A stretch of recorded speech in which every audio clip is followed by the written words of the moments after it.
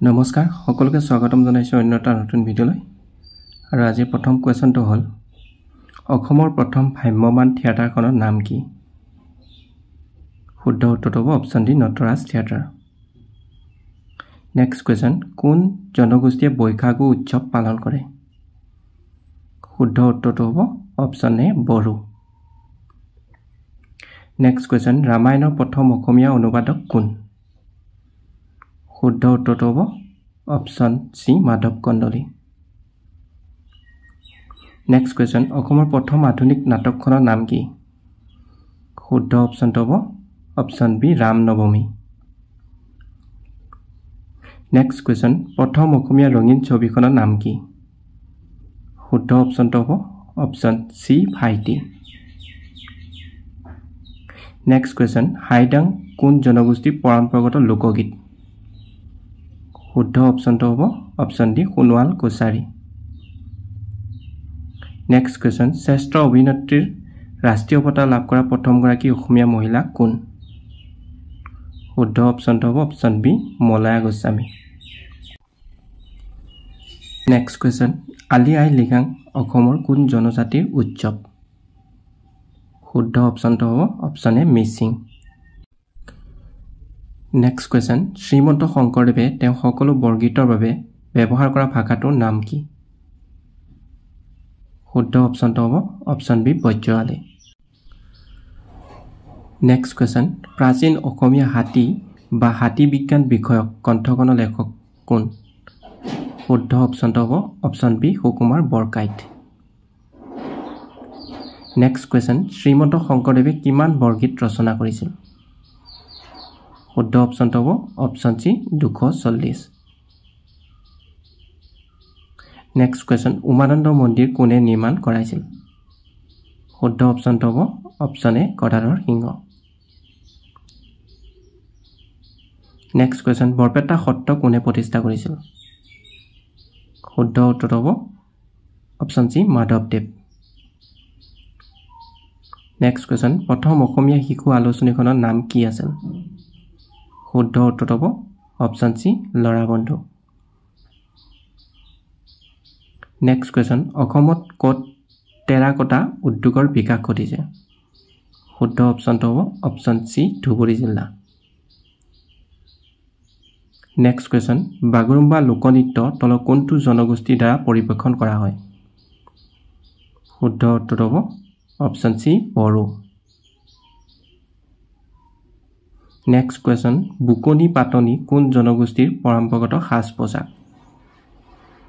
শুদ্ধ অপচনটো হ'ব অপচন সি কোচ ৰাজবংশীসকলৰ নেক্সট কোৱেশ্চন নামঘোষা কোনে ৰচনা কৰিছিল শুদ্ধ অপচনটো হ'ব অপচন বি মাধৱদেৱ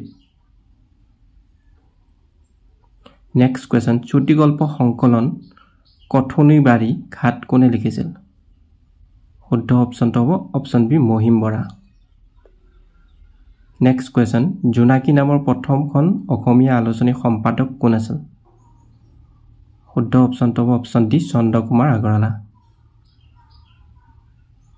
নেক্সট কোৱেশ্চন দক্ষিণ পূব এছিয়াৰ ৰামায়ণ গৱেষণা কেন্দ্ৰৰ প্ৰতিষ্ঠাপক কোন শুদ্ধ অপচনটো হ'ব ডক্টৰ মামণি ৰয়ছম গোস্বামী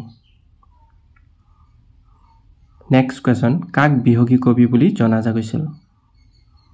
শুদ্ধ অপচনটো হ'ব option B Raghunath Choudhury next question Asamiya Sahitya Sabha কোন চনত প্ৰতিষ্ঠা হৈছিল শুদ্ধ অপচনটো হ'ব অপচন বি 1917 চনত নেক্সট কোৱেশ্চন অলকানন্দ কবিতা সংকলনৰ লেখক কোন শুদ্ধ অপচনটো হ'ব option B Nalinibala Devi next question সাহিত্য অকাডেমী বঁটা লাভ কৰা প্ৰথমখন অসমীয়া উপন্যাসৰ নাম কি শুদ্ধ অপচনটো হ'ব option B Yarungam next question কাৰেঙৰ লিগিৰি নাটকৰ লেখক কোন শুদ্ধ অপচনটো হ'ব option B Jyotiprasad Agarwala next question Natraj theatre কোনে প্ৰতিষ্ঠা কৰিছিল শুদ্ধ অপচনটো হ'ব option D Achyut Lahkar next question অসমত প্ৰথম ভ্ৰাম্যমাণ থিয়েটাৰ কোন বৰ্ষত স্থাপিত হৈছিল শুদ্ধ উত্তৰটো হ'ব অপশ্যন এ 1963 চনত নেক্সট কোৱেশ্যন ভ্ৰাম্যমাণ থিয়েটাৰৰ প্ৰথম নৃত্য পৰিচালক কোন আছিল শুদ্ধ অপশ্যনটো হ'ব option B Jatin Goswami next question প্ৰথম অসমীয়া চলচ্চিত্ৰ নিৰ্মাতা কোন শুদ্ধ অপশ্যনটো হ'ব option C Jyotiprasad Agarwala next question প্ৰথম অসমীয়া সিনেমা কোনখন শুদ্ধ অপশ্যনটো হ'ব option A Joymoti next question কোন বছৰত প্ৰথম অসমীয়া ছবি জয়মতী মুক্তি পালে শুদ্ধ অপশ্যনটো হ'ব অপশ্যন এ 1935 চনত নেক্সট কোৱেশ্যন তলৰ কোনখন প্ৰথম আংশিক ৰঙীন চলচ্চিত্ৰ আছিল শুদ্ধ অপশ্যনটো হ'ব option B Shakuntala next question ৰাষ্ট্ৰীয় বঁটা লাভ কৰা প্ৰথমখন অসমীয়া ছবিৰ নাম কি শুদ্ধ অপশ্যনটো হ'ব option B Piyali Phukan next question প্ৰথমখন ৰাষ্ট্ৰীয় বঁটা বিজয়ী অসমীয়া ছবি পিয়লি ফুকনৰ পৰিচালক কোন আছিল শুদ্ধ অপশ্যনটো হ'ব option A Phani Sharma next question এগৰাকী মহিলা পৰিচালকৰ দ্বাৰা পৰিচালিত প্ৰথম অসমীয়া ছবি কোন কি শুদ্ধ অপশ্যনটো হ'ব option D Nayanmoni next question Asamiya চলচ্চিত্ৰ জগতৰ প্ৰথম মহিলা পৰিচালক কোন আছিল শুদ্ধ উত্তৰটো হ'ব অপশ্যন সি সুপ্ৰভা দেৱী নেক্সট কোৱেশ্যন স্বৰ্ণকমল বঁটা পোৱা প্ৰথম অসমীয়া চলচ্চিত্ৰখনৰ নাম কি শুদ্ধ অপশ্যনটো হ'ব অপশ্যন বি হালধীয়া চৰায়ে বাওধান খায় নেক্সট কোৱেশ্যন ভূপেন হাজৰিকাৰ পৰিচালিত প্ৰথম ছবিখনৰ নাম কি শুদ্ধ অপশ্যনটো হ'ব অপশ্যন এ এৰাবাটৰ সুৰ নেক্সট কোৱেশ্যন বিহু ৰাজা বুলি কাক জনা যায় শুদ্ধ উত্তৰ হ'ব অপশ্যন সি খগেন মহন্ত নেক্সট কোৱেশ্যন হালধীয়া চৰায়ে বাওধান খায় ছবিখনৰ পৰিচালক কোন শুদ্ধ উত্তৰটো হ'ব option A Jahnu Barua next question তলৰ কোনজন ব্যক্তিক কলাগুৰু বুলিও জনা যায় শুদ্ধ অপশ্যনটো হ'ব option B Bishnu Prasad Rabha next question অসমীয়া গদ্য সাহিত্যৰ জনক বুলি কাক কোৱা হয় শুদ্ধ অপশ্যনটো হ'ব অপশ্যন সি ভট্টদেৱ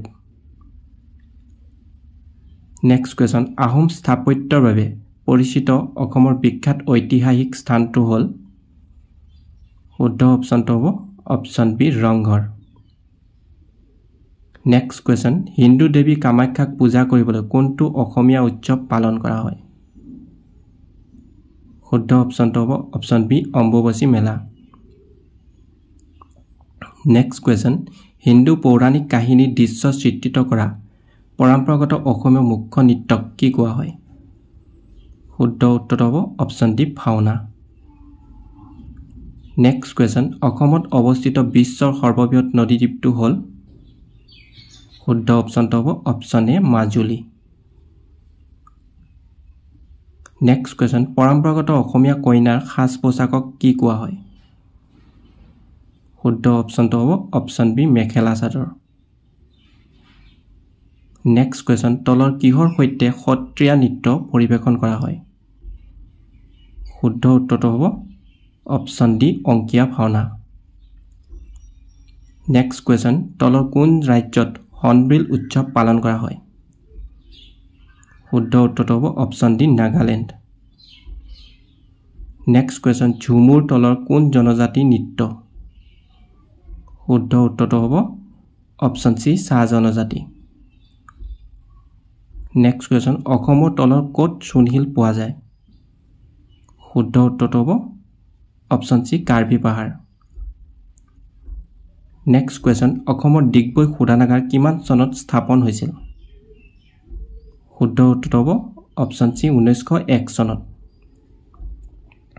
নেক্সট কুৱেশ্যন অসমৰ কোন ঠাইত প্ৰথম কয়লা খনি স্থাপন হৈছিল শুদ্ধ উত্তৰটো হ'ব অপশ্যন সি মাকুম নেক্সট কুৱেশ্যন গুৱাহাটী চাহ নিলাম কেন্দ্ৰ কেতিয়া স্থাপন হৈছিল শুদ্ধ উত্তৰটো হ'ব অপশ্যন বি 1970 চনত